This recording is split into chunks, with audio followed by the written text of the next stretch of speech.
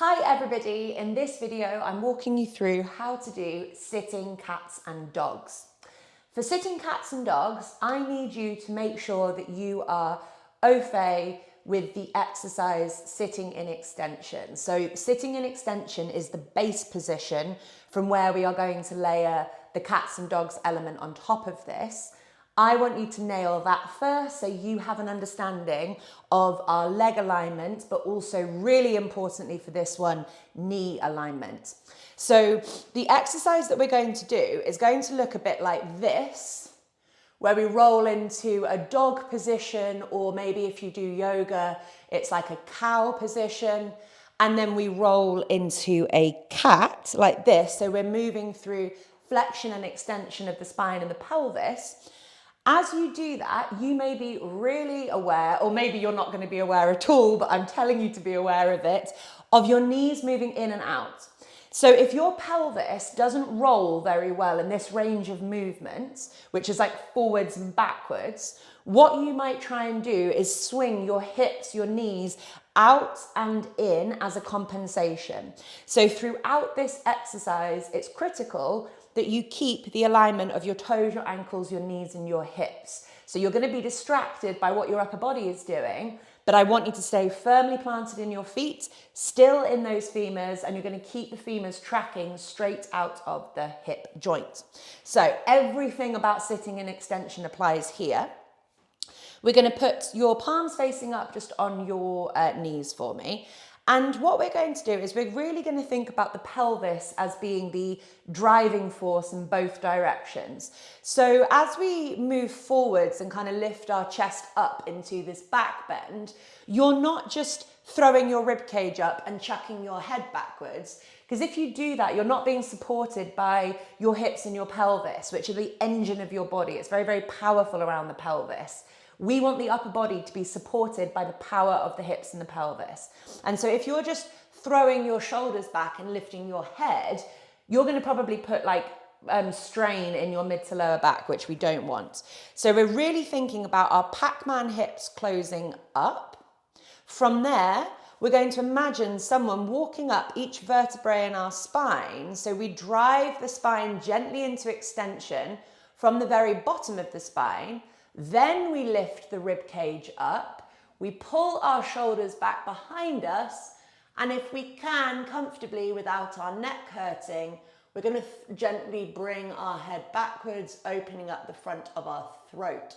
Thinking about those knees not drifting out, nor the knees drifting in. So this is our cow position or our dog position. We don't want the shoulders up round the ears. We want the shoulders away from your ears and pulling back and down behind you to really create length in the neck. And then starting from the pelvis again, we're going to go in the opposite direction.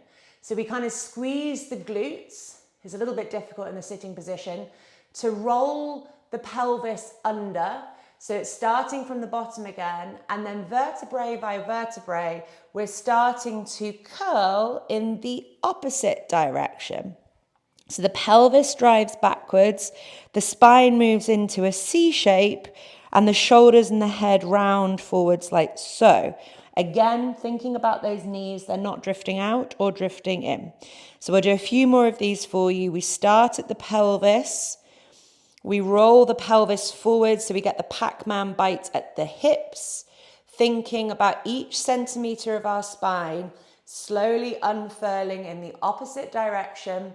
When we get to the shoulder area, we're pulling the shoulders together and we're pulling the shoulders down away from the ears, and we're just gently looking up with our neck and our throat. I love that. I get a big stretch through the front of my throat, which feels really nice. Making sure that the shoulders don't come up by the ears. And then from the bottom again, we're going to curl the pelvis under, roll the pelvis backwards, the spine follows. And I like to bring my arms a little bit further forwards just to really help stretch out the upper back, tucking my chin in. So this is spinal flexion and pelvic flexion. And as we roll forwards, we are in pelvic extension and spinal extension as well. So this is just like a modified version of cat-cow or cats and dogs, which you might typically do on your knees. It's really important in this exercise that you're thinking about each vertebrae of your spine moving. And I really want you to focus on doing things nice and slowly and mindfully rather than speeding through this. Because if you speed through this, you'll use momentum. And when we use momentum, we're not using muscular control. And the whole idea of posture is that we're rewiring our body's ability to control our muscles and which muscles we're switching on and how we're doing things. So if we rush, we don't get those changes, and we tend to actually reinforce compensation and movement patterns that we're already stuck in. So we need to take things super carefully, super mindfully. And as ever, we're pulling out of exercises that cause us pain. Pain is different to hard work, and pain is different to new sensations that you don't normally feel. And we're also being super mindful that we are maintaining a calm, nasal, diaphragmatic breathing without holding our breath, without gritting our teeth, and without like mouth breathing, which just creates tension within the body. That was Sitting Cats and Dogs, and I hope you enjoyed.